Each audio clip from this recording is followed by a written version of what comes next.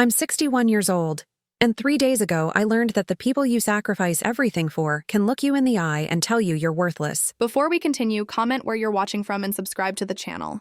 We'd love to see how far our stories are reaching. My name is Nancy Wolfe, and I'm writing this from a place I never thought I'd be. Sitting in my neighbor's house, drinking coffee that isn't mine, sleeping in a bed that doesn't smell like the 40 years I spent building a home. But I'm getting ahead of myself. Let me start where it really began. On Easter Sunday, March 31st, 2024, in the kitchen I'd scrubbed until my knuckles bled. The ham cost 67 89. I remember because I'd saved for it by skipping my blood pressure medication refills for 2 months. I figured I could stretch the old pills, cut them in half if I had to. The ham was important. It was Matthew's favorite, the honey-glazed kind his father used to make before the fire took him 10 years ago. I'd been cooking since 6 a.m., my hands shaking from low blood sugar because I hadn't eaten breakfast. There was only so much food, and I needed to make sure there was enough for everyone else. The table looked beautiful. I'd used my mother's white linen tablecloth, the one with the tiny embroidered roses that took her 6 months to finish before she died. I'd polished the silverware until I could see my reflection, an old woman's face, more wrinkles than I remembered. Hair more gray than brown now. When did that happen? Amanda arrived at noon wearing a dress that probably cost more than my monthly Social Security check. My daughter-in-law has always known how to make an entrance. She kissed the air near my cheek, never actually touching me, God forbid, and handed me her coat like I was the help. "Nancy, you didn't have to go to all this trouble," she said, but her eyes were already scanning the house, doing that thing she does where she mentally catalogs everything and assigns it a dollar value. I've seen her do it 100 times. The antique clock on the mantel, inherited from my grandmother, the Persian rug in the living room, a wedding gift from Henry Sr.'s parents, the china cabinet filled with dishes I never use because they're too precious. Everything in this house has a price tag in Amanda's mind, including me. Matthew came in behind her, carrying a bottle of wine that I knew I'd never be offered. He's 36 now, my only son, and sometimes when I look at him, I can still see the little boy who used to climb into my lap and fall asleep sucking his thumb. That boy is gone. The man who replaced him barely meets my eyes anymore. "Hey, Mom," he said, and kissed my forehead quickly, like he was checking off a box on a to-do list. Something smells good. Sharon arrived 15 minutes later because my older sister has always had a talent for showing up exactly when the work is done.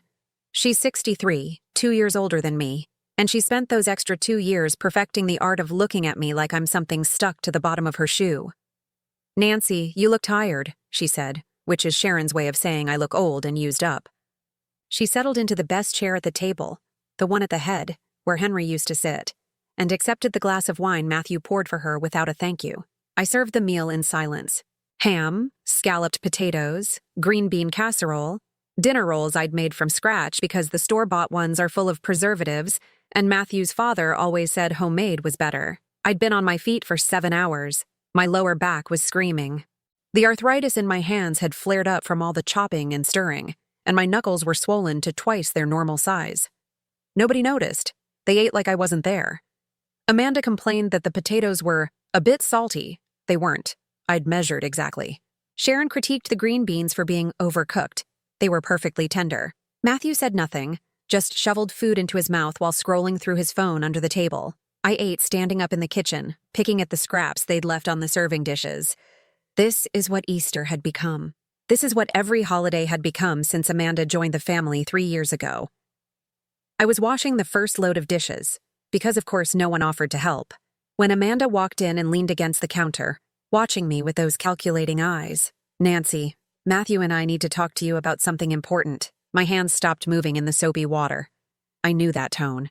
It was the same tone she'd used when she suggested I stop parking my 2008 Honda Civic in the driveway because it brought down the aesthetic of the neighborhood.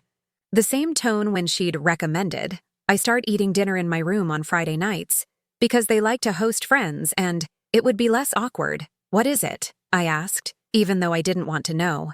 She smiled. It didn't reach her eyes. "We've been presented with an incredible investment opportunity. A friend of Matthew's is opening a design studio in Los Angeles, and he's looking for partners. It's a once-in-a-lifetime chance, but we need to move fast." I waited. There was always more. "We need $150,000 by the end of the month." The plate I was holding slipped from my hands and cracked against the sink. $150,000. A number so large I couldn't even imagine it. My entire Social Security check is $1,147 a month. My savings account, the one I'd been building since Henry died, had $23,156.12 in it as of last week.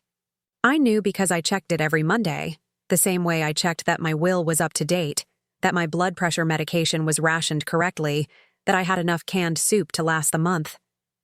I don't have that kind of money, I said quietly. Amanda's smile tightened. Nancy, don't play games. This house is worth at least $420,000. You could take out a home equity loan. Or better yet, you could just sell it. It's way too big for one person anyway. Sell the house. The house where Henry and I brought Matthew home from the hospital. The house where I'd nursed my husband through his final days after the fire destroyed his lungs. The house where every room held 40 years of memories, some beautiful, most painful, all mine. This is my home, I said, and my voice cracked on the last word. It's just a house, Nancy. Amanda's voice had gone cold now, the fake sweetness evaporating. And honestly, you're being incredibly selfish. This is Matthew's future we're talking about. Don't you want your son to succeed? I turned to face her, soapy water dripping from my hands onto the floor I'd mopped that morning. I've given Matthew everything. I worked 2 jobs to put him through college. I took out loans I'm still paying off. And he's grateful, Amanda interrupted. But that was your choice. This is different. This is his chance to build something real, and you're standing in his way. Matthew appeared in the doorway then, with Sharon right behind him. They'd been listening. Of course they'd been listening. Mom, Matthew said, and his voice had that pleading quality that used to work when he was 8 and wanted a toy I couldn't afford. Amanda's right. This is huge for us. We could move to LA, start fresh. You could come visit whenever you want. Visit. In the home I'd paid for. The home I'd raised him in. I don't have $150,000 to give you, I said again, slower this time, like maybe they hadn't understood. I don't have anywhere close to that. Sharon made a disgusted sound in her throat. Nancy, stop being dramatic. You have this house. You have Henry's life insurance money. I used Henry's life insurance to pay off the medical bills from his treatment, I said, and I was shaking now, my whole body trembling with something I couldn't name. There's nothing left. Then sell the house. Amanda's voice had gone sharp as broken glass. We'll help you find a nice little apartment somewhere. 1 bedroom, maybe a studio. You don't need all this space. The 3 of them were staring at me now, waiting. This was planned. They'd discussed this before today, probably for weeks. They'd waited until I'd cooked their meal, cleaned their dishes, made myself useful one more time before they asked me to give up the last thing I had. No, I said. The word felt foreign in my mouth. How many times had I said yes to them? How many times had I bent, accommodated, sacrificed? Amanda's face transformed. The mask slipped, and what I saw underneath made my blood run cold. You think you deserve respect? She took a step toward me, and I instinctively stepped back, my hip hitting the counter. You think you matter? Let me tell you something, Nancy. You only live here because no one's had the guts to throw you out, yet. The silence that followed was so complete I could hear the kitchen clock ticking, counting down the seconds of my humiliation. Amanda, Matthew started, but she cut him off with a look. Sharon laughed. Actually laughed. A dry, bitter sound that reminded me of every childhood moment when she'd gotten something I'd wanted, every time our mother had praised her and ignored me, every year of accumulated resentment crystallized into that single sound. Nancy's always been stubborn, Sharon said, addressing Amanda like I wasn't standing right there. Our mother used to say she was selfish. Looks like some things never change. I looked at my son, my only child, the boy I'd carried for 9 months, nursed for a year, loved with every atom of my being. He was looking at the floor. Matthew? My voice was barely a whisper. You're going to let her talk to me like this? He lifted his eyes finally, and what I saw there was worse than Amanda's cruelty or Sharon's mockery. I saw nothing. No love, no respect, no recognition that I was even human. I was just an obstacle between him and $150,000. Mom, just think about it, okay? That's all we're asking. They left an hour later. I cleaned up the rest of the dishes alone. When I was finished, when the kitchen was spotless and the leftovers were put away in containers they'd never come back to claim, I walked to my bedroom and closed the door. The house was silent. It's always silent now.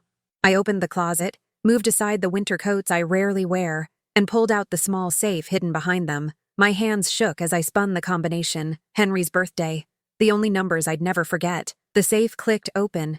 Inside was $80,000 in cash, money I'd been saving for 10 years, pulled from my Social Security check in small amounts they'd never notice. $20 here, $50 there, hoarded away like a squirrel preparing for winter. This was my escape fund, though I'd never known what I was escaping from until today. I closed the safe and sat on the edge of my bed, staring at the photograph on my nightstand. Henry and me on our wedding day, 42 years ago. We were so young, so stupid, so certain that love was enough. Henry used to say, "Nancy, never let anyone make you disappear. You're worth more than you think." I picked up a pen and a notepad from my nightstand. My hand was steady now, steady in a way it hadn't been in years. I wrote 3 names: Amanda, Matthew, Sharon. I stared at those names for a long time. Then I wrote one word underneath them: tomorrow. The next morning, I woke up at 5:47 a.m., 3 minutes before my alarm.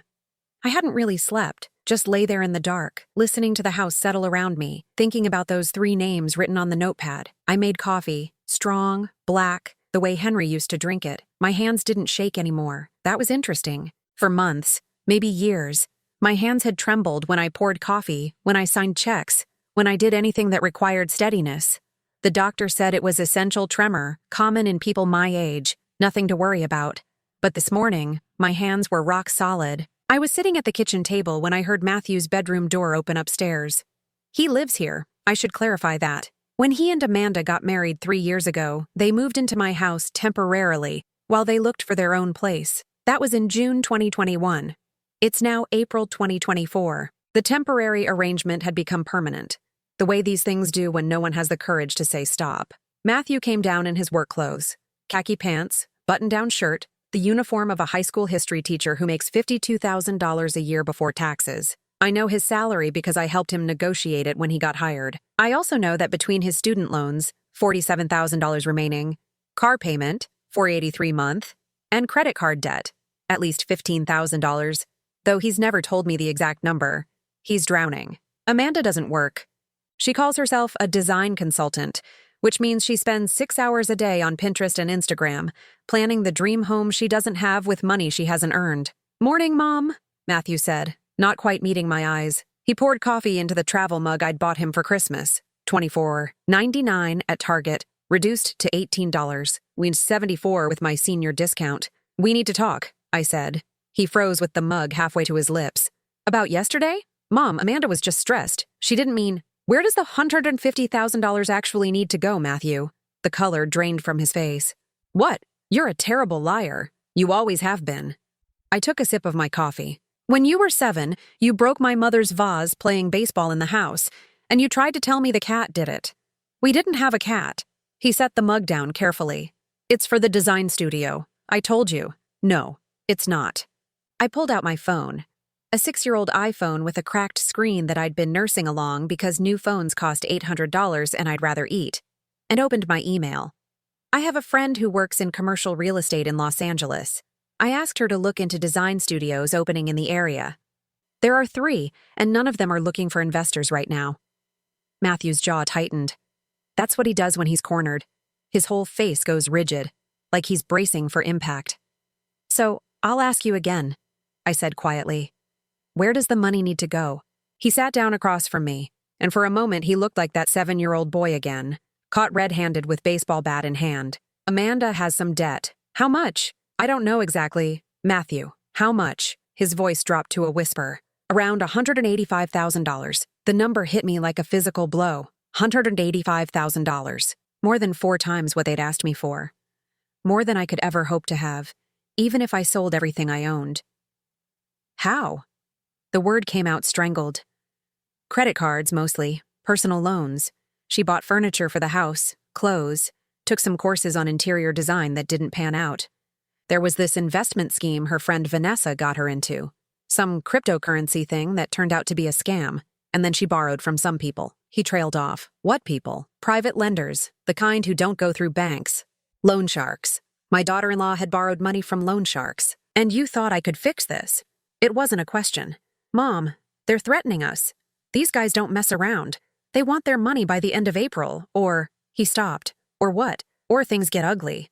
I looked at my son, This 36-year-old man who'd somehow never learned that actions have consequences, that debt doesn't disappear just because you ignore it, that you can't spend your way to happiness. You want me to sell my house so your wife can pay off loan sharks. When you say it like that, how else should I say it, Matthew? He stood up abruptly, knocking his chair back. You know what? Forget it. We'll figure it out ourselves. We always do. By asking me for money? You're my mother. You're supposed to help me. The entitlement in his voice made something crack inside my chest. I've been helping you your entire life. I worked 16-hour days to pay for your college.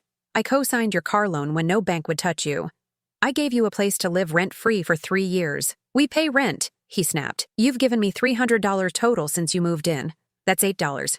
$33 a month. The property tax alone is $4,200 a year. He grabbed his mug and his keys. I'm late for work. Matthew, but he was already gone. The front door slamming behind him hard enough to rattle the windows. I sat alone in the kitchen as the sun came up, turning the sky from black to gray to pale blue. Somewhere in the house, I heard Amanda's alarm go off, a cheerful pop song, something about living your best life. At 9:30, my phone rang. Sharon. Nancy, we need to talk about yesterday. I'm not selling my house. Don't be ridiculous. You can't keep living in denial. Her voice had that sharp edge it always gets when she's about to say something cruel and call it honesty. You're 61 years old, living alone in a 4-bedroom house. It's not safe. What if you fall down the stairs? What if you have a heart attack and no one finds you for days? I'm healthy. You're on blood pressure medication. You have arthritis. You're not getting any younger, Nancy. I closed my eyes. What do you want, Sharon? I want you to stop being selfish for once in your life and think about your family. Matthew is drowning. He needs help. And you're the only one who can give it to him. By giving up my home. By making a smart financial decision. You'd be better off in a small apartment anyway. No maintenance, no yard work, no stairs to worry about. There's a lovely senior living community on Maple Street. I'm not moving into a nursing home. It's not a nursing home, it's independent living. And honestly, Nancy, it might do you some good to be around people your own age. You've always been too isolated. I thought about the life I'd lived in this house. The 40 years of memories, good and bad. The garden I'd planted in the backyard where Henry's ashes were scattered. The bedroom where I'd held my son as a baby and wondered what kind of man he'd become. I have to go, I said. Think about what I said. And Nancy, Matthew is your only child. When I'm gone, when Amanda's gone, he's all you'll have left. Don't push him away over money. She hung up before I could respond. I sat there for a long time, staring at my phone. Then I opened my email again and scrolled through my inbox until I found what I was looking for. An email I'd seen 3 days ago and tried to forget. The sender was Amanda. The recipient was someone named Vanessa Chen. The date was March 28th, 3 days before Easter. The subject line read, Timeline. I'd found it by accident. Amanda had asked to use my laptop because hers was acting weird, and she'd forgotten to log out of her email. I shouldn't have looked. I know that. But something in me, some instinct, had made me scroll through her sent messages. I opened the email now and read it again. V, everything's in place. Anne won't last much longer in that house anyway. The property taxes alone are killing her, even if she won't admit it. I found the will in her desk drawer, filed under important documents. Seriously, she makes this too easy. Everything goes to M when she dies. The plan? Push for the sale now, before she gets any sicker or, God forbid, actually dies. If we can get her into one of those senior places, we can sell the house for at least $420K. After we pay off my debt, $185K, we'll have about $235K left to split. M doesn't need to know the exact numbers. If she refuses, we move to Plan B. Get her declared incompetent.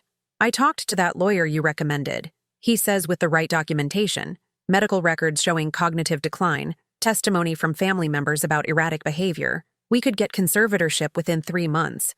Either way, we're out of this dump and headed to LA by summer. M's too weak to stand up to his mother, so we work around him. Keep your schedule clear for late April.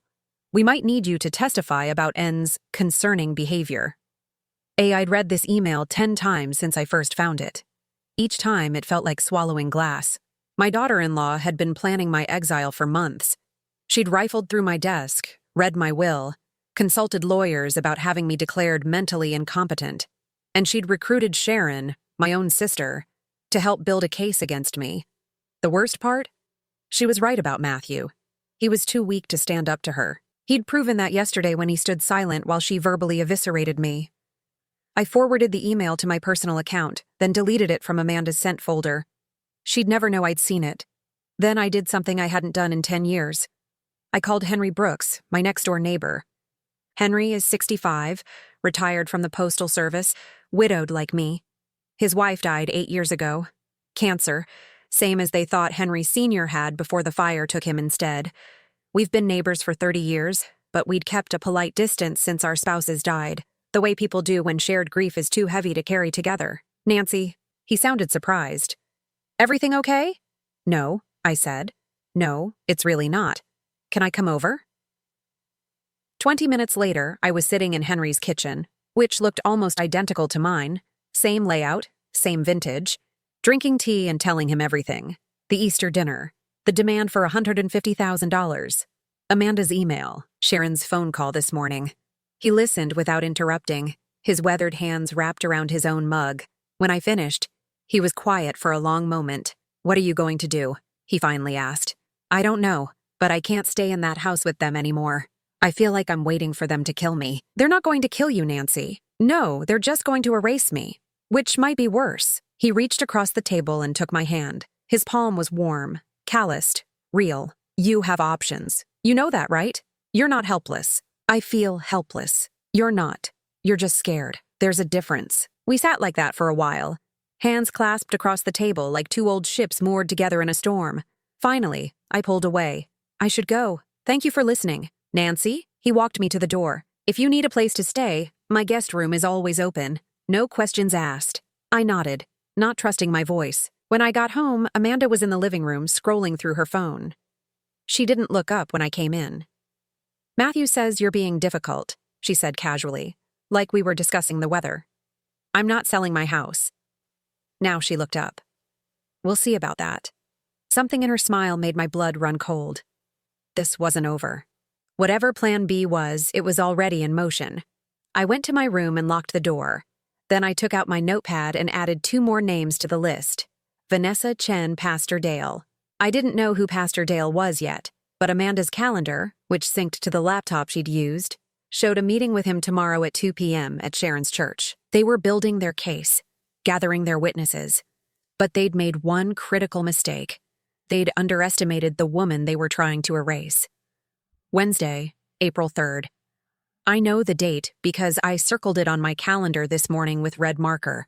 The way you mark days that change everything. Matthew left for work at 6:45 without saying goodbye. Amanda didn't get up until noon. I spent the morning sitting in the backyard, staring at the patch of earth where Henry's ashes are buried beneath the rose bushes. The roses were just starting to bud, small green promises that spring was coming, that life continues even when you're certain it shouldn't. I don't know what to do, I whispered to the ground, to the bones and ash that used to be my husband. They want to take the house. They want to erase me, and our son is letting them. The roses didn't answer. They never do. At 1:30 p.m., I drove to Sharon's church, First Methodist on Cordova Street, the same church where we were baptized as children, where our parents got married, where they held Henry Sr.'s funeral. I parked across the street and waited, engine off, watching the entrance. Amanda arrived at 1:55 in her white BMW, leased $647 month, co-signed by Matthew. She was wearing a navy dress and pearls, the costume of respectability. At exactly 2 hours, a silver Honda pulled up and a man got out. Late 50s, gray hair, pastor's collar visible under his jacket. Pastor Dale Morrison. I'd looked him up last night. 58 years old, married with 3 kids, been at First Methodist for 12 years. Sharon had joined his congregation 6 years ago, right after her divorce, and had wormed her way into every committee and charity event they had. She donated $500 a month, money she got from our mother's estate, the estate that was supposed to be split equally. But somehow Sharon got the house, and I got the medical bills. I watched Amanda and the pastor walk into the church together. They were inside for 47 minutes. I timed it. When Amanda came out, she was smiling. I drove home with my hands clenched on the steering wheel, my jaw aching from grinding my teeth. They were doing it, actually building a case to have me declared incompetent. A pastor's testimony would carry weight in court. Concerned spiritual advisor notes concerning behavioral changes in elderly parishioner. Never mind that I hadn't set foot in that church in 10 years. Never mind that Pastor Dale had never met me. When I got home, the house was empty. A note on the kitchen counter in Amanda's handwriting. Out with friends. "Don't wait up." I crumpled the note and threw it in the trash. Then I did something I hadn't done in months. I went up to the attic. The pull-down stairs creaked under my weight. My knee popped going up. Arthritis, the doctor says. Take ibuprofen and gentle exercise. The attic was dusty, hot even in April, full of boxes I'd been meaning to sort through for years. I found what I was looking for in the third box: photo albums from when Matthew was young. I carried them downstairs and spread them across the kitchen table. 40 years of memories in plastic sleeves and cardboard pages. Matthew at 6 months old, chubby-cheeked and laughing. Me holding him, 24 years old, my face smooth and unlined. Henry Sr. in the background, blurry because he was always moving, always working, always trying to provide. Matthew's first day of kindergarten. He'd cried and clung to my leg, terrified of being left alone. I'd stayed with him for an hour until he calmed down. Missing work, losing wages. But it didn't matter because his fear mattered more. Matthew at 12, gap-toothed, holding up a spelling bee trophy. Second place in the district. He'd been so proud. We went to Denny's to celebrate. 23, 47 for dinner. I'd charged it on a credit card I was still paying off 3 years later. Matthew's high school graduation. I'd worked double shifts for 6 months to buy him the laptop he wanted. Went $200 on sale from $1,500. He used it for 2 years, then left it at a party where someone stole it. He never even apologized. Matthew's college acceptance letter to University of Denver. Full tuition was $48,000 a year. We didn't qualify for financial aid because Henry's life insurance payout put us over the limit. I took out Parent Plus loans. $140,000 total over 4 years. I'm still paying them. $647 a month until I'm 73 years old. I'd sold my mother's jewelry to make the first year's payment. A diamond necklace worth $8,000. My grandmother's pearl earrings, the gold wedding band my mother wore for 52 years. I took them to a pawn shop and got $6,200. The man behind the counter knew I was desperate. He knew I'd take whatever he offered. Matthew never knew. I told him I'd gotten a bonus at work. I flipped through more pages. Matthew's college graduation. Summa cum laude. We'd been so proud. Henry had been dead for 6 months by then. Lung failure from the fire damage. He held on just long enough to see our son walk across that stage. At the funeral, Matthew cried for 20 minutes, then checked his phone. More pictures. Matthew with his first girlfriend, his first apartment, his first job. Me in the background of every photo, getting older, getting grayer, getting smaller. Then the wedding pictures from 3 years ago. Matthew in a rented tux. $350, I paid. Amanda in a dress that cost more than my car. $40,200. Her parents paid. They made sure everyone knew. Me in a navy dress from Macy's clearance rack. $47.99. Standing to the side, out of focus. I looked at that photo for a long time. I was already disappearing even then. The last album was empty, except for one photo, Henry Sr. And me on our 40th anniversary, 2 months before he died. We'd gone to the same Denny's where we celebrated Matthew's spelling bee trophy. We ordered the same meals we'd ordered on our first date. Chicken fried steak for him, pot roast for me. The waitress took our picture. We looked tired. We looked old. But we were holding hands. Henry's last words to me, in the hospital, oxygen mask fogging with each labored breath. Nancy, promise me you'll never let anyone make you disappear. You're worth more than you think.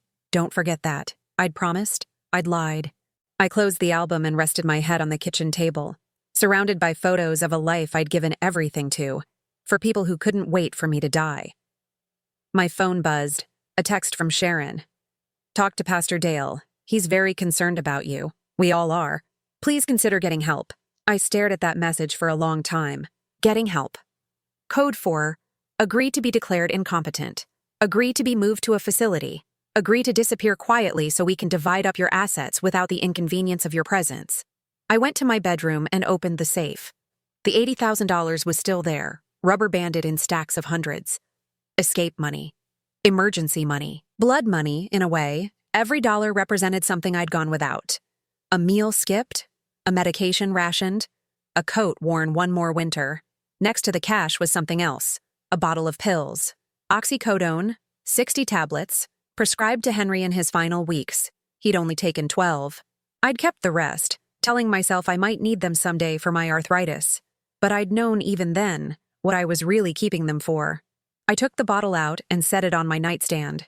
60 pills, more than enough. I could take them tonight, leave a note explaining everything. The debt, the conspiracy, the emails, the betrayal. Someone would find me eventually. Matthew would inherit the house, pay off Amanda's debt, move to LA like they planned. Sharon would get whatever was left. They'd all get what they wanted. And I'd finally stop being a burden. I unscrewed the cap and poured the pills into my palm. Small white circles, innocuous looking. I counted them. 62, actually. Someone had miscounted at the pharmacy. 2 extra pills, 2 extra chances to stop existing. I sat on my bed holding them, feeling their weight, imagining what it would feel like to swallow them one by one, to drift away into nothing, to finally stop fighting. Henry's voice in my head, never let anyone make you disappear. But maybe disappearing was easier than fighting. Maybe disappearing was what everyone wanted anyway. I thought about the email I'd found. Amanda's words, "N won't last much longer anyway." They were waiting for me to die. Impatiently, maybe. But waiting nonetheless. I could give them what they wanted. I could make it easy. My hand was steady as I lifted the first pill to my lips. Then my phone rang. I jumped, pills scattering across the floor, bouncing on the hardwood, rolling under the bed. I scrambled to grab them, my heart pounding, hands shaking now, really shaking. The phone kept ringing, Henry Brooks's name on the screen. I answered without thinking. "Hello? Nancy, I've been thinking about what you said yesterday." His voice was steady, calm, real. "About feeling like they're trying to erase you. And I want you to know something. You're not erasable. You hear me? You're not." I couldn't speak. The pills were still scattered around me, evidence of how close I'd come. "Nancy? You there?" "I'm here," I whispered. "Good. Listen, I'm making pot roast for dinner. Too much for one person. Come over at 6. We'll eat, we'll talk, and we'll figure this out together. Okay? Okay. Promise me you'll come. I promise." After we hung up, I got on my hands and knees and collected every single pill, all 62 of them. I put them back in the bottle, screwed the cap on tight, and buried it at the bottom of my underwear drawer where I wouldn't have to look at it. Then I went to my desk and took out a piece of paper, not the notepad with the names. I'd hidden that in the safe. This was fresh paper, clean, unmarked. I wrote, "Dear Matthew, if you're reading this, it means I've made a choice. I'm writing this so you'll understand why." I stopped, looked at those words, crossed them out, started again. "Dear Matthew, if you're reading this, it means I chose not to stay. Better, more accurate. This wasn't about dying. This was about refusing to live as a ghost in my own life." I folded the letter, dated it, and put it in an envelope. I didn't seal it. I might never need to send it. But having it, having the option, gave me something I hadn't felt in months: control. At 5:45, I changed clothes.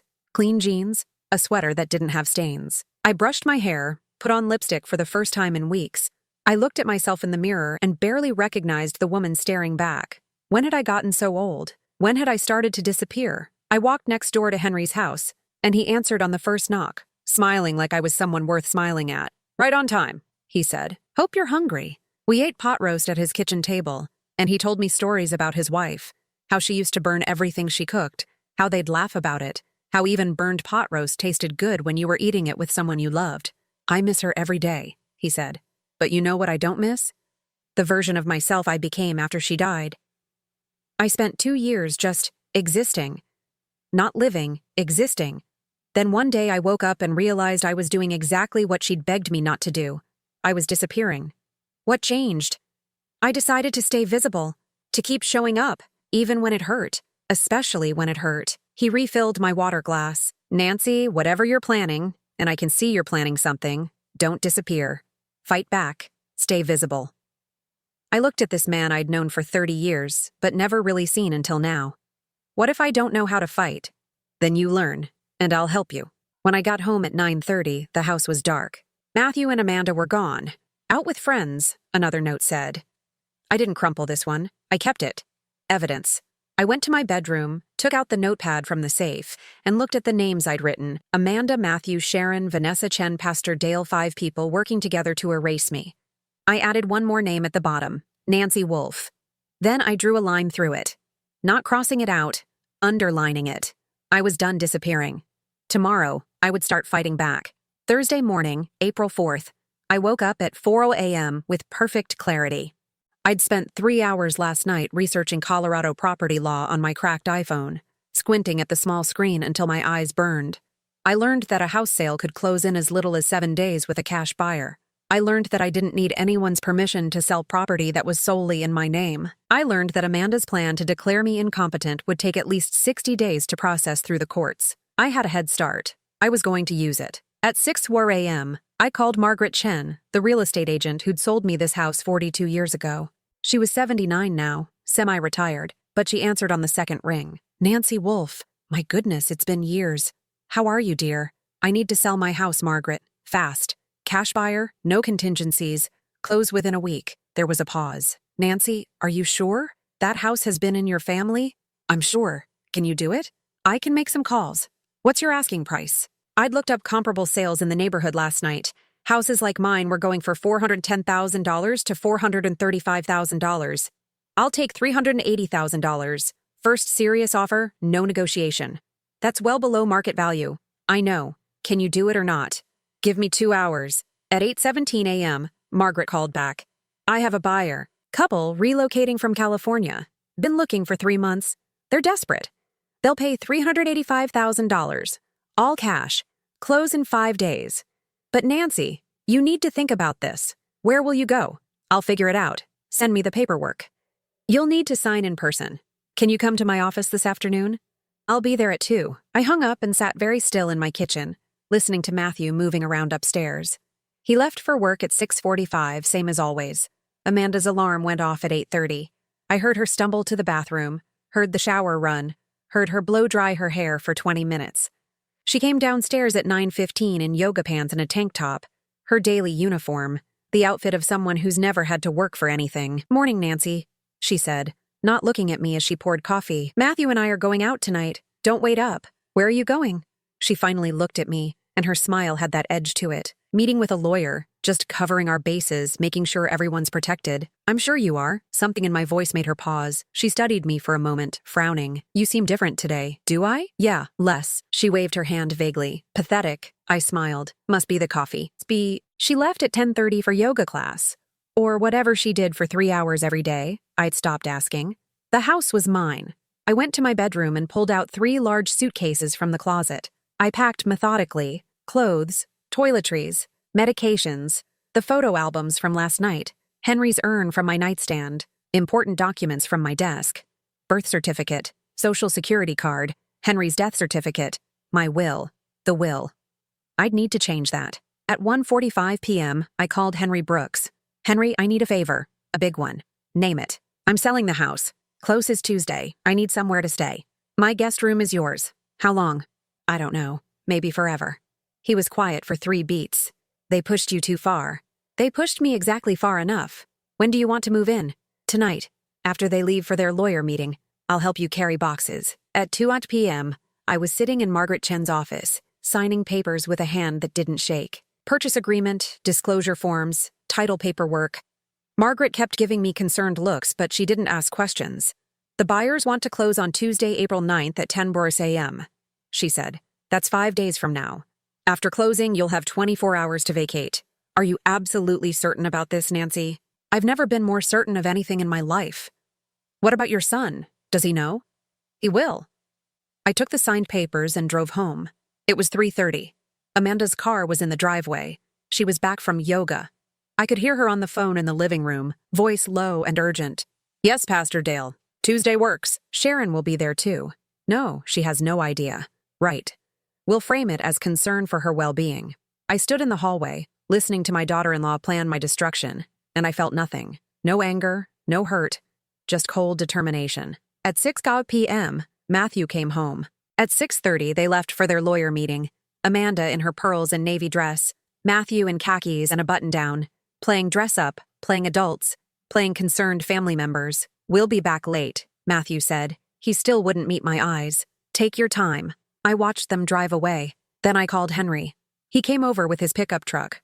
We worked for 2 hours, carrying my packed suitcases, boxes of photos, my mother's china, Henry's urn, everything that mattered. My whole life fit into 7 boxes and 3 suitcases. That's it? Henry asked, looking at my nearly empty bedroom. That's it. We loaded everything into his guest room. It was smaller than my bedroom. Single bed, 1 window, blue walls that needed repainting. But it was mine, and no one could take it from me. At 9 p.m., I went back to my house one last time. I left most of the furniture. They could deal with it. I took only what I needed. On the kitchen table, I left an envelope addressed to Matthew. Inside was a letter I'd written that afternoon. Matthew, by the time you read this, the house will be sold. Closing is Tuesday, April 9th at 10 a.m.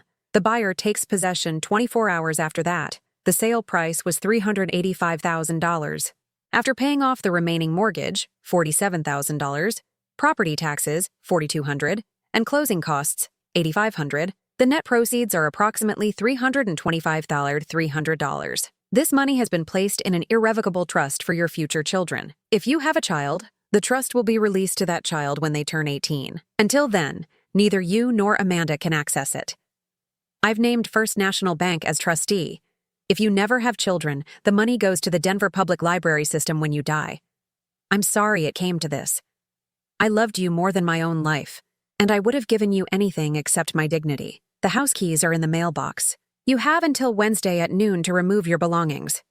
Mom, I left the letter on the table, weighted down with the salt shaker.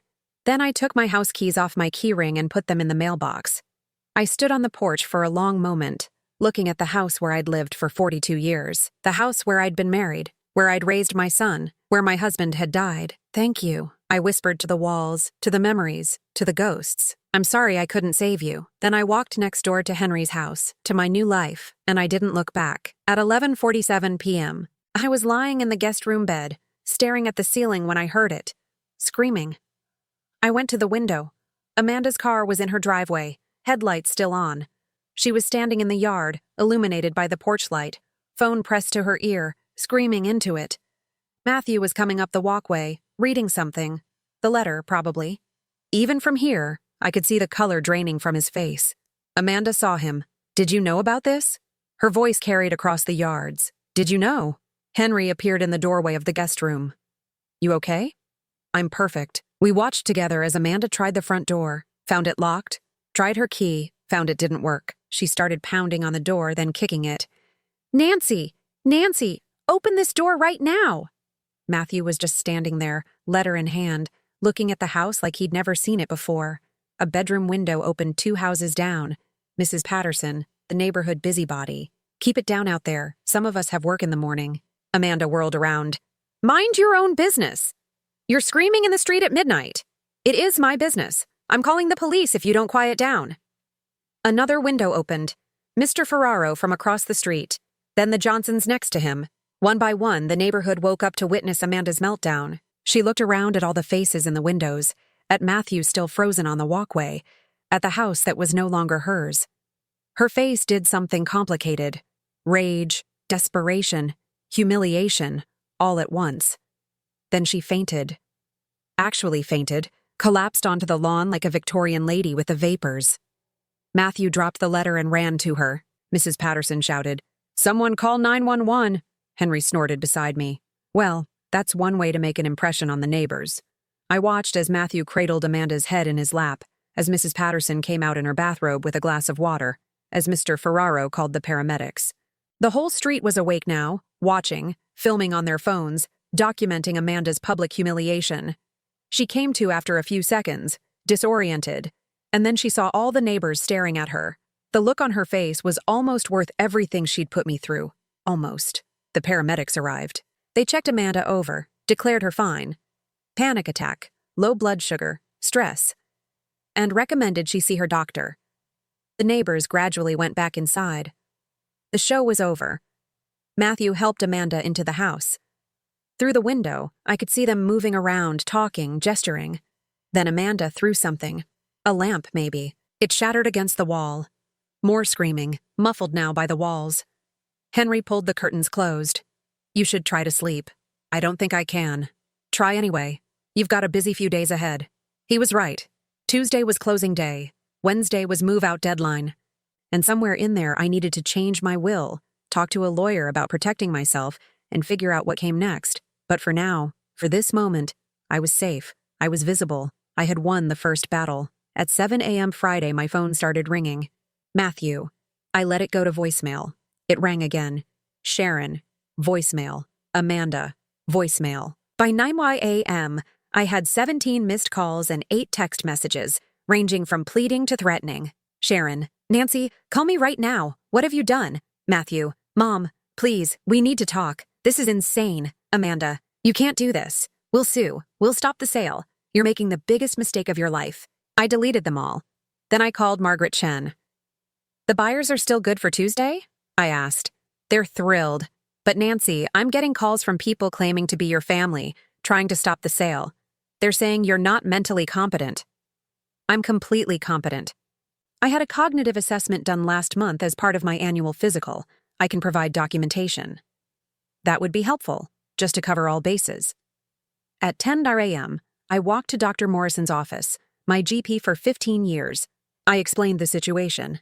She printed out my recent test results without hesitation. Nancy, your cognitive function is excellent, she said, handing me the papers. Better than most 60-year-olds I see. Blood pressure is well controlled, no signs of dementia or impairment. If anyone questions your mental capacity, they're lying. Can you write that in a letter? Already done. She handed me an envelope, dated and notarized. If your family tries anything, you have medical documentation proving competency. I wanted to hug her. At 2 p.m., there was a knock on Henry's door. I looked through the peephole. Pastor Dale Morrison. I opened the door but kept the chain on. Can I help you? Mrs. Wolfe? I'm Pastor Dale Morrison from First Methodist. Your sister Sharon asked me to check on you. She's very worried. I'm fine. Thank you for your concern. May I come in? Just for a moment. I'd like to pray with you. No, thank you. I'm not a member of your congregation. His smile tightened. Mrs. Wolfe, I understand you're going through a difficult time. Making major decisions under stress is never wise. Perhaps if we could talk, Pastor Morrison, did Amanda pay you to come here? He blinked. I'm sorry? Did Amanda or Sharon offer you money to testify that I'm mentally incompetent? Mrs. Wolfe, I'm a man of God. I would never— How much? His face flushed red.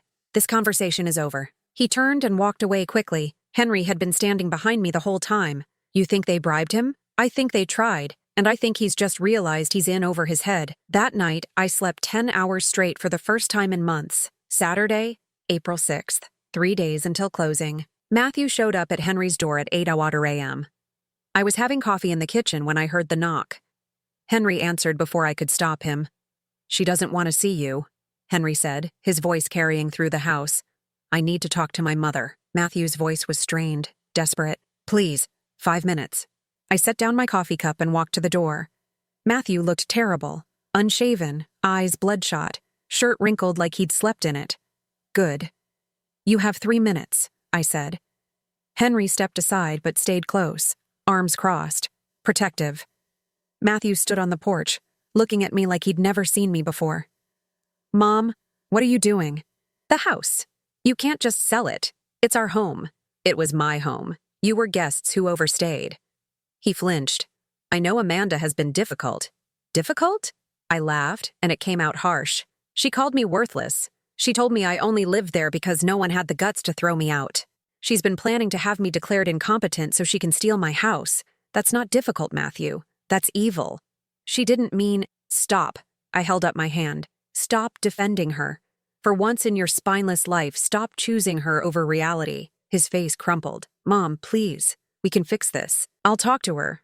I'll make her apologize. I don't want her apology. I want you to open your eyes and see what she's been doing. She's scared, okay? We're in trouble. Real trouble. Those people she borrowed from, they're not playing around.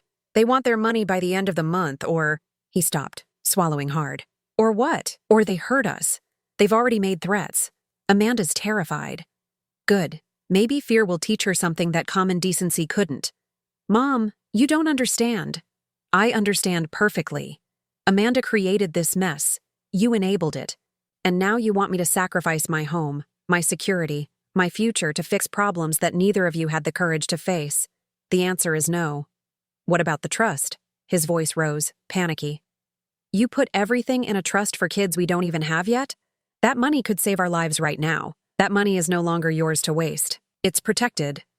For children who deserve better parents than what you'd be. He stared at me, and something in his expression shifted. For the first time since Amanda entered our lives, I saw anger directed at someone other than me. This is because of her, he said slowly. All of this. She's been poisoning you against me? No one poisoned me, Matthew. I just finally stopped drinking the Kool-Aid. I pulled the printed email from my pocket, the one Amanda had sent to Vanessa. I'd been carrying it for days, waiting for this moment. Read this. He took the paper with shaking hands. I watched his face as he read Amanda's words. N won't last much longer anyway. Get her declared incompetent. M's too weak to stand up to his mother. We're out of this dump by summer. When he finished, his hands were trembling so hard the paper rattled. Where did you get this? She used my laptop, forgot to log out. She wouldn't. We talked about moving to LA, but we were going to ask you to come with us. Matthew, she calls me N. Not Nancy, not Mom, just a letter. That's how little I mean to her. He read it again, slower this time. Then again, like if he read it enough times the words would change, would mean something different, would prove that his wife wasn't the monster I was showing him. She said I'm weak. He whispered finally. You are weak. The words came out harder than I intended, but I didn't take them back. You've been weak since the day you married her. You've let her treat me like garbage. You've stood silent while she humiliated me. You've chosen her lies over my truth every single time. He looked up at me, and there were tears running down his face. I'm sorry. I don't want your apology.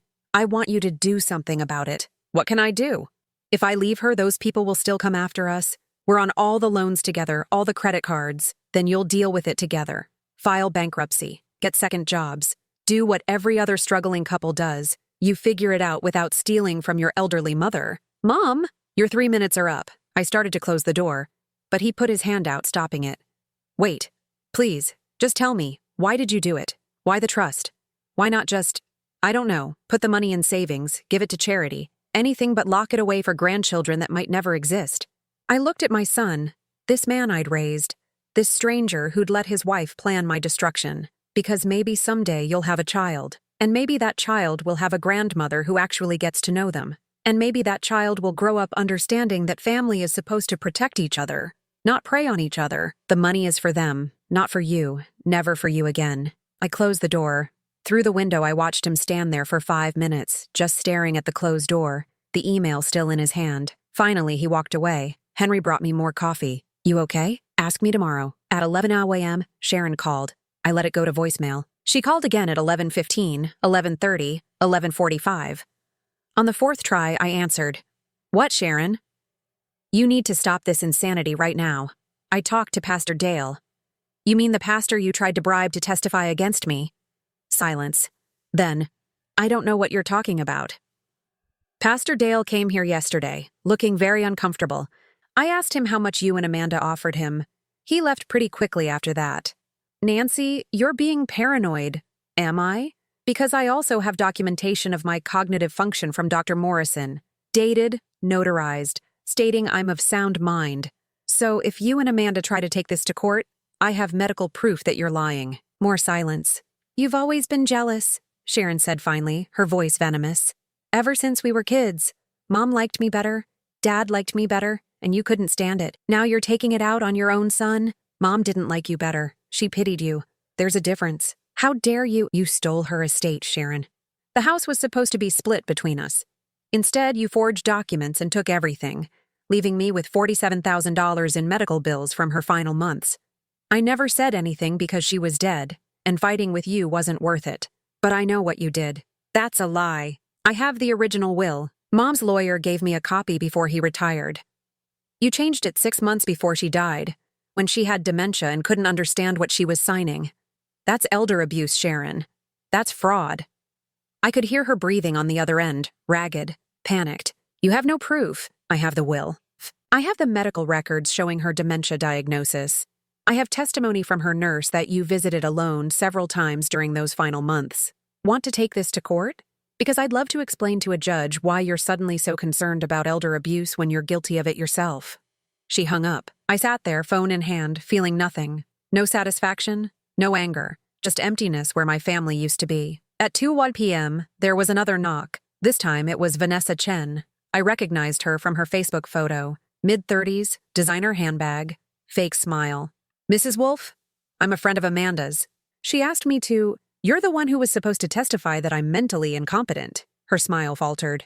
I'm sorry? Amanda's email to you, March 28th. Keep your schedule clear for late April. We might need you to testify about ends concerning behavior. Ring a bell? She took a step back. I think there's been a misunderstanding. No misunderstanding. You were going to commit perjury to help Amanda steal my house. That's a federal crime, Ms. Chen. 5 years in prison, $250,000 fine. I never agreed to anything. Then why are you here? She opened her mouth, closed it. Amanda said you needed help. What I need is for you to leave my neighbor's property before I call the police and report you for attempted fraud. She left. Henry had been watching from the window. You're terrifying when you're angry. I'm not angry. I'm done. At 6 p.m. Matthew came back. This time Amanda wasn't with him. Can we talk? He asked through the door. Please, Mom. Really talk. I looked at Henry. He shrugged. Your call. I let Matthew in. We sat in Henry's living room. Me on the couch, Matthew in the armchair, an ocean of space between us. I confronted Amanda, he said, about the email, about the plan to have you declared incompetent, about all of it. And she admitted it, said it was just a backup plan, that she never would have gone through with it, but he rubbed his face. She's been lying about so much, Mom. The debt is worse than she told me. She's been hiding credit card statements, forging my signature on loan applications. She borrowed $30,000 from her friend Vanessa and never paid it back. That's why Vanessa was willing to testify. Amanda promised her a cut of the house sale. What did you do? I told her I want a divorce. The words hung in the air between us. You left her? I moved my stuff to a motel. I can't be in that house with her anymore. Every time I look at her, I see that email. M's too weak to stand up to his mother. She's right. I have been weak, but I'm done. Matthew, I know this doesn't fix anything. I know I've been a terrible son. I let her treat you like garbage. I chose her over you every time. I stood there while she called you worthless. His voice broke. I'm so sorry, Mom. I'm so fucking sorry. I'd waited 3 years to hear those words. Now that I had them, I didn't know what to do with them. What about the debt? I asked. I'm filing for bankruptcy. My lawyer says I can keep my car and some personal items, but everything else goes. The creditors will get whatever they can, and the loan sharks. I'll figure something out. Matthew, those people are dangerous. I know, but that's my problem, not yours. I got into this mess. I'll get out of it. He looked at me with red, swollen eyes. I'm not asking you to save me. I'm not asking for money. I just wanted you to know that I see it now. I see what I did, what I let her do. We sat in silence for a long time. The house closes Tuesday, I said finally. You have until Wednesday noon to get your stuff out. I know. The trust stands. The money is for your children if you have any. Not for you. I understand. And Matthew? I waited until he looked at me. This doesn't mean I forgive you. Not yet. Maybe not ever. But it means I see you're trying. He nodded, tears streaming down his face. That's more than I deserve. After he left, Henry sat down next to me. You believe him? I don't know. Ask me in 6 months. Fair enough. That night, I got one more visitor. Sharon showed up at 9 p.m., drunk, screaming on Henry's lawn. You ruined everything, she shrieked. Matthew's getting divorced. Amanda's being sued. Pastor Dale resigned from the church. This is all your fault. 3 neighbors came out. Mrs. Patterson, Mr. Ferraro, the Johnsons, all of them glaring at Sharon. This woman bothering you, Nancy? Mr. Ferraro called out. I opened Henry's front door. She's leaving.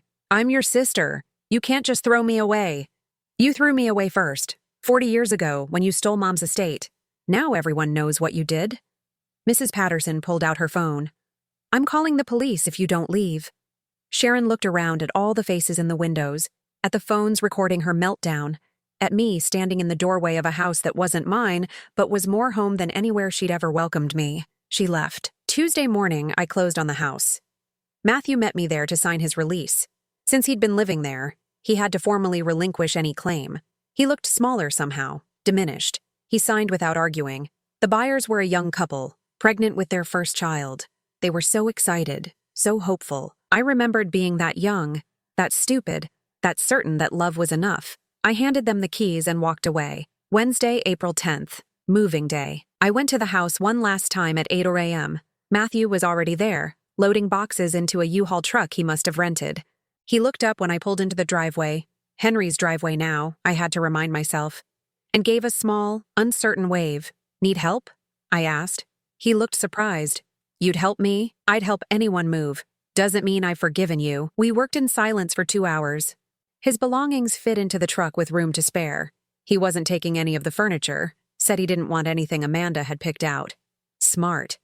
Amanda showed up at 10:30 with a police escort. Apparently, she'd called 911 claiming Matthew was stealing her property. The officer looked bored, checked IDs, confirmed Matthew lived there, and told Amanda she needed to leave. "This isn't over," she hissed at me as the officer walked her back to her car. "I'll sue you for everything." "Good luck with that," I called back. "I hear bankruptcy attorneys are expensive." The officer hid a smile. When the truck was loaded, Matthew stood in the driveway, keys in hand. The new owners would be here at noon. "Where are you going?" I asked. "Found an apartment on the east side. 1 bedroom, $950 a month. It's not much, but it's mine." He paused. "I got a second job, driving for Uber at night, delivering food on weekends. Gonna take me 2 years to pay off my share of the bankruptcy, but I'll do it." "That's good, Matthew." "Mom." He turned to face me fully. "I know you said maybe you'll never forgive me, but I'm going to spend the rest of my life trying to earn it anyway. Not with money, not with words, with actions. I'm going to be the man you raised me to be, the man Dad would have wanted me to be." My throat tightened. "We'll see." He nodded, climbed into the U-Haul, and drove away. I stood in the empty driveway for a long time, looking at the house that had held my entire adult life. Then I got in my car and went home, to Henry's house, to my small blue room, to my new life. That afternoon, Henry knocked on my door. "Package for you." It was from Margaret Chen, a check for $325 and $300. The net proceeds from the sale, minus the trust funding. There was a note. "Congratulations on your new chapter." I stared at that check for a long time. More money than I'd ever seen at once. Freedom money, escape money, future money. "What are you going to do with it?" Henry asked. "I don't know yet." But that was a lie. I knew exactly what I was going to do. 3 days later, I walked into the offices of Legal Aid Society downtown. I asked to speak to someone about elder abuse, about financial exploitation, about all the ways families destroy each other in the name of love. "I want to make a donation," I told the director, a tired-looking woman named Patricia. $50,000, to help people like me." She stared. That's incredibly generous, Mrs. Wolfe. And I want to volunteer. I want to help other people recognize the warning signs I ignored for so long." "We'd be honored." I wrote the check right there. $50,000. Almost 4 years of Social Security income, gone in one signature. It felt better than anything I'd ever bought. Next, I went to a travel agency. An actual physical travel agency, because I'm 61 years old and I don't trust booking flights on my phone. "I want to go to Europe," I told the agent, a young man named Marcus with kind eyes. "Paris first, then wherever sounds interesting." "How long?" 3 months, maybe 6, maybe forever." He smiled. "I like your style." I booked flights, hotels, train tickets, spent $18,000 like it was nothing, like I'd been planning this my whole life instead of deciding 5 minutes ago. When I got home, Henry was on the porch with 2 glasses of wine. "Celebrating?" he asked, starting over. We sat in comfortable silence as the sun went down. After a while, he said, "My wife used to talk about Paris. We never made it before she died. Would you like to come with me?" He looked surprised. "You'd want company?" "I'd want your company. There's a difference." He smiled. "Let me check my very busy schedule." 2 weeks later, Matthew showed up at Henry's door. It was Friday evening, and I was packing for my flight on Monday. He had flowers, white roses, the kind Henry Sr. used to bring me every Friday for 42 years. I'd forgotten Matthew knew that. "Can I come in?" he asked. 5 minutes. He sat at Henry's kitchen table. Henry had tactfully disappeared upstairs and set the flowers between us. "I drove Uber for 63 hours this week," he said. "Made $847 after expenses. Delivered food for another 20 hours. Made $312. My teaching salary covers rent and basic expenses. Everything extra goes to paying back the bankruptcy trustee. Good for you. I'm also in therapy, twice a week, trying to figure out why I let Amanda control everything, why I was so weak, why I chose her over you." "What does the therapist say?"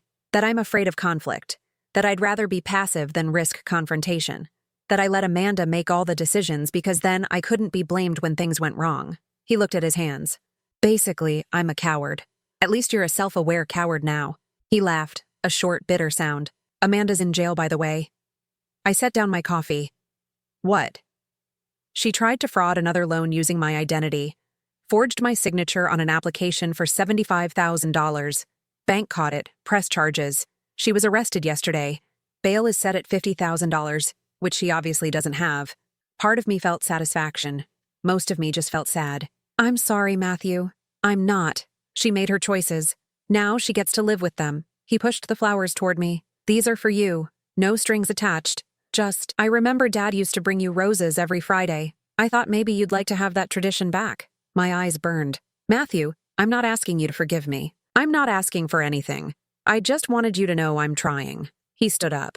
Have a good trip. I hope Paris is everything you dreamed. How did you know about Paris? Henry told me, when I called to ask if I could visit. You called first?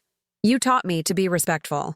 Took me 36 years to remember, but better late than never. After he left, I held those roses and cried. Not sad tears, not happy tears, just tears. The kind that wash away old pain and make room for something new. Henry came downstairs. You okay? Ask me in Paris. Monday morning, April 29th. 3 weeks since Easter dinner. 3 weeks since I was told I was worthless. Henry and I stood in Denver International Airport, boarding passes in hand, carry-ons at our feet. We were flying to Paris, then taking trains wherever the wind blew us. No plans, no schedules, no one to answer to. My phone buzzed. A text from Matthew. Safe travels, Mom. I love you.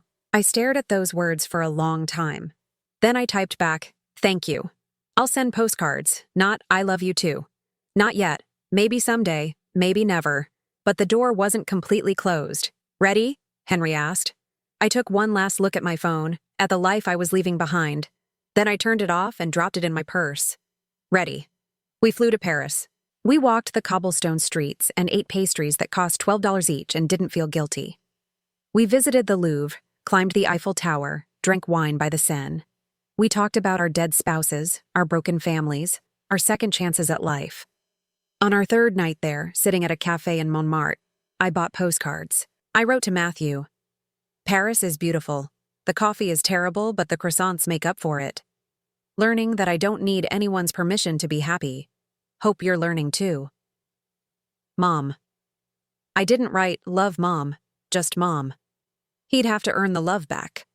I bought a second postcard and wrote to Sharon. Greetings from France. Spent your share of Mom's inheritance on therapy services for elder abuse victims. Thought you'd appreciate the irony. That one I didn't send, but writing it felt good. We stayed in Paris for 2 weeks, then took a train to the south of France, then Italy, then Spain. 3 months turned into 4, then 5. We rented a tiny apartment in Barcelona for a while, learned broken Spanish, made friends with the woman who ran the bakery downstairs. Every week I got an email from Matthew, photos of his tiny apartment, updates on his jobs, therapy insights. He never asked for money, never asked when I was coming home, never pushed for more than I was willing to give. In June, he sent a photo of flowers on a grave, Henry Sr. as, visited Dad today, told him I'm trying to be better, hope he's proud, hope you'll be someday too. I showed it to Henry.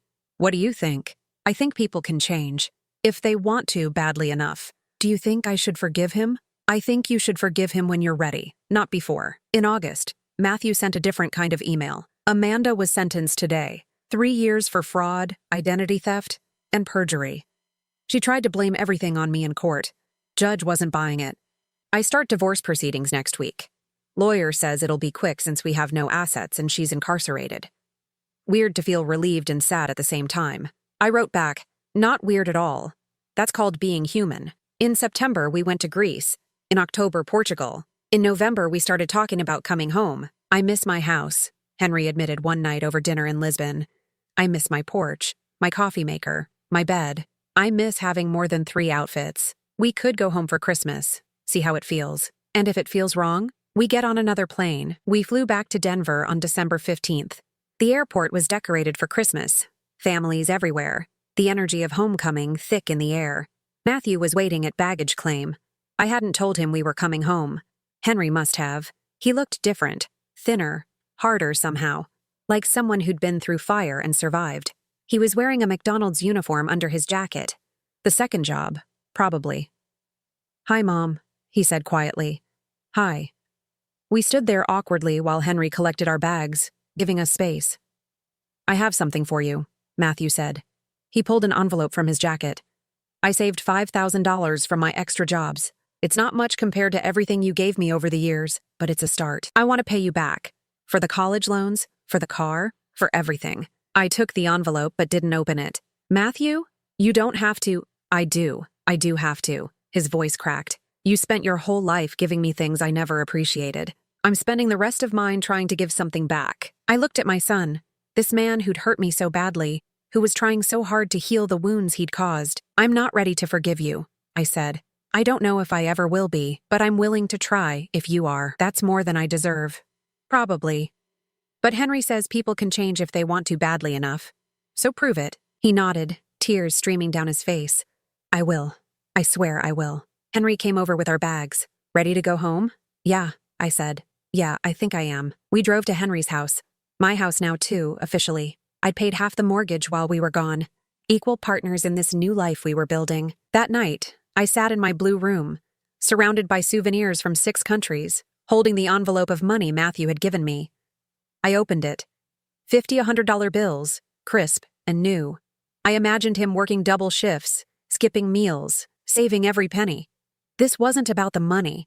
It was about the effort, the sacrifice, the proof that he was trying. I took the money and put it in a new envelope, addressed it to Matthew, wrote a note, saving this for your future child. When they're born, you'll know what it means to love someone more than yourself. Until then, keep trying. Mom. I sealed it but didn't send it. Not yet. Maybe next month. Maybe next year. Maybe when he'd proven he could sustain this change, not just perform it. Christmas Eve, Matthew came over for dinner. Just the 3 of us. Me, Henry, Matthew. He brought flowers again, white roses, and a gift. A framed photo of me and Henry Sr. from our wedding day, professionally restored. I found it in storage, he said. Thought you'd want it. I hung it in my room, next to the photo of me and Henry Brooks in Barcelona. Old love and new beginnings, side by side. On Christmas morning, my phone rang. Sharon. I stared at her name for 30 seconds before answering. Merry Christmas, Nancy, she said stiffly. Merry Christmas. Silence. Then, I'm sorry. For what I did. With Mom's estate, with Amanda, with all of it. I was jealous. I've always been jealous. And I'm sorry. It was the first time Sharon had apologized to me in 61 years. Thank you for saying that. Are we? Can we? No, I said gently. We can't. You made your choices. I'm making mine. But I accept your apology. I hung up. Some bridges once burned can't be rebuilt. That's okay.